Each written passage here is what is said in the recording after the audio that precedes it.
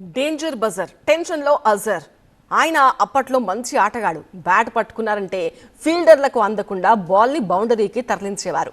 ఆ తర్వాత ఆటలోంచి మెల్లగా రాజకీయాల్లోకి వచ్చి లీడర్ అయ్యారు. ఇటీవల ఉప ఎన్నిక పుణ్యమాని ఏకంగా మంత్రి అయిపోయారు. కానీ ఇప్పుడు ఆ పదవి ఉంటుందా ఊడుతుందా అన్న టెన్షన్ ఎక్కువ అవుతుందట. అవుట్ అవుతారా, క్రీజ్లో నిలదొక్కుంటారా అనే టెన్షన్ పెరుగుతోందట. అజర్ను వెంటాడుతున్న పదవి గండం, ముంచుకొస్తున్న 6 నెలల గడువు. అయితే అసెంబ్లీ లేదంటే మండలి, చట్టసభలకు దారి కనిపించట్లేదా? తెలంగాణలో కాంగ్రెస్ ప్రభుత్వం ఏర్పడిన 2 ఏళ్ల దాకా మైనార్టీకి మంత్రి పదవి దక్కలేదు. దీనిపై ప్రత్యర్థుల నుంచి విమర్శలు, ఆరోపణలు వెల్లువెత్తినా, సొంత పార్టీలో ఆశావాహుల నుంచి ఒత్తిడి వచ్చినా పెద్దగా పట్టించుకోలేదు కాంగ్రెస్ పార్టీ. అయితే సరిగ్గా టైం చూసి ఆ లోటును భర్తీ చేసింది. జూబ్లీహిల్స్ ఉప ఎన్నికల సందర్భంగా ముస్లిం మైనార్టీ అనే ఆయుధాన్ని బలంగా వాడుకునేందుకు ఆ సామాజిక వర్గానికి చెందిన మాజీ క్రికెటర్ మహమ్మద్ అజరుద్దీన్ కు కేబినెట్ లో అవకాశం కల్పించింది. సరిగ్గా ఉప ఎన్నికలకు కొన్ని రోజుల ముందు మంత్రివర్గ విస్తరణ చేపట్టిన కాంగ్రెస్ అజరుద్దీన్ తో మంత్రిగా ప్రమాణం చేయించింది. అంతేకాదు ఆయనకు మైనార్టీ సంక్షేమ శాఖను కేటాయించింది. ఈ వ్యూహం ఫలించిందో మరేంటో తెలియదు గాని జూబ్లీహిల్స్ బైపోల్లో మంచి మెజార్టీతో గెలిచింది కాంగ్రెస్ పార్టీ.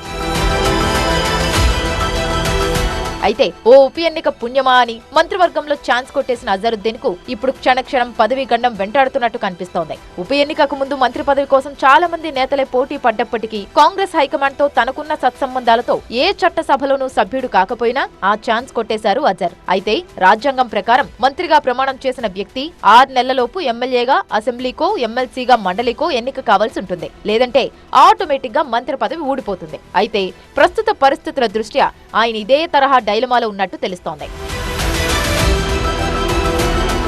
ఇప్పుడు రాష్ట్రంలో ఎమ్మెల్సీ పదవులు భర్తీ చేసే పరిస్థితి కనిపించడం లేదు. దీంతో అజరుద్దీన్ ను చట్టసభలకు ఎలా పంపిస్తారు అన్నదే చర్చనీయాంశంగా మారింది. మైనార్టీ కోటాలో పదవిని కట్టబెట్టి అజర్ కేబినెట్ లోకి తీసుకున్న రేవంత్ సర్కార్ ఏం చేయబోతుంది అన్నదే ఇప్పుడు హాట్ టాపిక్. అయితే ఇక్కడ కొన్ని ఆప్షన్స్ కనిపిస్తున్నా అవి ఎంతవరకు ఫలిస్తాయి అనేది చెప్పలేని పరిస్థితి. అసెంబ్లీ ఎన్నికల్లో విజయం దక్కించుకొని ప్రభుత్వాన్ని ఏర్పాటు చేసిన కాంగ్రెస్ గవర్నర్ కోటాలో 2 నాయకుల పేర్లను ఎమ్మెల్సీలుగా నామినేట్ చేసింది. ఇందులో ఒకరు ప్రొఫెసర్ కోదండరాం కాగా మరొకరు అమీర్ అలీ ఖాన్. అయితే వీరి నియామకంపై కూడా ఇప్పటికీ సందిగ్ధత కొనసాగుతోంది. ఎందుకంటే ప్రభుత్వం పడిపోవడానికి ముందు బీఆర్ఎస్ పార్టీ ఇదే గవర్నర్ కోటాలో దాసోజు శ్రవణ్, సత్యనారాయణలను ఎమ్మెల్సీలుగా నామినేట్ చేసింది. కానీ నాటి గవర్నర్ తమిళిసై వారిని తిరస్కరించారు. అయితే ఇదే స్థానాల్లో మరో 2 పేర్లను కాంగ్రెస్ ప్రభుత్వం నామినేట్ చేయడంపై సుప్రీంకోర్టు తలుపు తట్టారు శ్రవణ్, సత్యనారాయణ. ఈ అంశంలో ఇరు వర్గాల వాదనలు విన్న సుప్రీం ఎమ్మెల్సీలుగా కోదండరాం, అమీర్ అలీ ఖాన్ల ఎంపికను రద్దు చేసింది.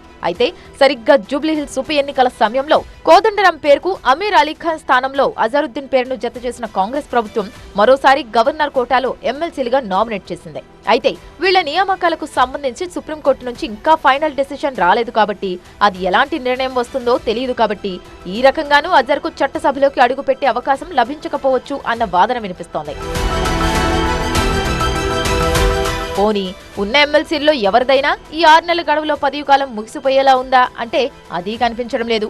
బలవంతంగా ఎవరితోనూ రాజీనామా చేయించే పరిస్థితులు కూడా ఇప్పుడు కనిపించడం లేదు. పోనీ ఏ ఎమ్మెల్యేతోనైనా రాజీనామా చేయించి అజర్ను పోటీ చేయిద్దామనుకుంటే ఎమ్మెల్సీ పదవులే వదలని నేతలు ప్రస్తుత పరిస్థితుల్లో పదవిని త్యజిస్తారా అన్నది అనుమానమనే చెప్పాలి. దీంతో ఇప్పట్లో అజరుద్దీన్ కు ఎమ్మెల్సీగా గానీ, ఎమ్మెల్యేగా గానీ అవకాశం దక్కే పరిస్థితులు కనుచూపు దూరంలో లేవని రాజకీయ వర్గాలు అభిప్రాయపడుతున్నాయి. ఎమ్మెల్సీ కావాలన్నా అందుకోసం ఆయన వచ్చే ఏడాది నవంబర్ వరకు ఎదురు చూడాల్సి ఉంటుంది.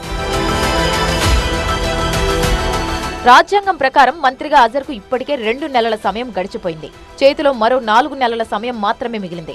ఆలోపు 2 ఎమ్మెల్సీల విషయమై సుప్రీంకోర్టు తీర్పు అనుకూలంగా వస్తే సరి, లేదంటే అజరుద్దీన్ కు పదవి గండం తప్పకపోవచ్చు. అయితే ఏ దిక్కు లేకపోతే దేవుడే దిక్కన్నట్టు ఇక్కడ మరో ఆప్షన్ కూడా ఉందంటున్నారు ఎక్స్పర్ట్స్. ఒకవేళ 6 నెలల గడువులోపు ఎమ్మెల్సీగా, ఎమ్మెల్యేగా అవకాశం దక్కకపోతే మంత్రి పదవికి స్వయంగా తానే రాజీనామా చేసి మళ్లీ ప్రమాణ స్వీకారం చేయొచ్చు.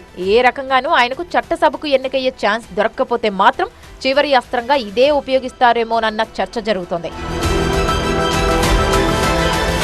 అసలే మైనార్టీలకు చాలా ఆలస్యంగా కేబినెట్ లోకి తీసుకున్నారన్న అభిప్రాయం ఆ వర్గంలో ఉంది. ఇలాంటి పరిస్థితుల్లో అజర్ పదవిపై కత్తి వేలాడుతుందనే ముచ్చట సహజంగానే ముస్లిం మైనార్టీ వర్గంలో గందరగోళానికి దారితీసే అవకాశం ఉంది. మరి అజారుద్దీన్ ను పదవీ గండం నుంచి తప్పించేందుకు సీఎం రేవంత్ రెడ్డి సహా పార్టీ పెద్దలు ఎలాంటి వ్యూహంతో ముందుకు వెళ్తారు అన్నదే ఇప్పుడు పొలిటికల్ గా ఆసక్తి రేపుతోంది. సుప్రీంకోర్టులో ఎమ్మెల్సీ పదవుల విషయంలో తీర్పు తేడా వస్తే మాత్రం అజర్ పదవి ఊస్ట్ కాక తప్పదని ఆయనతో పోటీపడి ఓడిన సొంత పార్టీ ఆశావహులే గుసగుసలాడుకుంటున్నారట. అయితే ఇప్పటికే బీఆర్ఎస్ నుంచి కాంగ్రెస్ లోకి వెళ్లాలని భావిస్తున్న ఓ ఎమ్మెల్సీ తన పదవికి రాజీనామా చేసే ఆలోచనలో ఉన్నట్లు సమాచారం. ఒకవేళ గవర్నర్ కోట ఎమ్మెల్సీలకు సుప్రీం నుంచి క్లియరెన్స్ రాకపోతే ఆ పదవికి అజారుద్దీన్ పేరుని ఎంపిక చేసే అవకాశం ఉందన్న చర్చ కూడా జరుగుతోంది. మరి ఈ గేమ్ చేంజర్ పొలిటికల్ లైఫ్ ఏ టర్న్ తీసుకుంటుందో చూడాలి.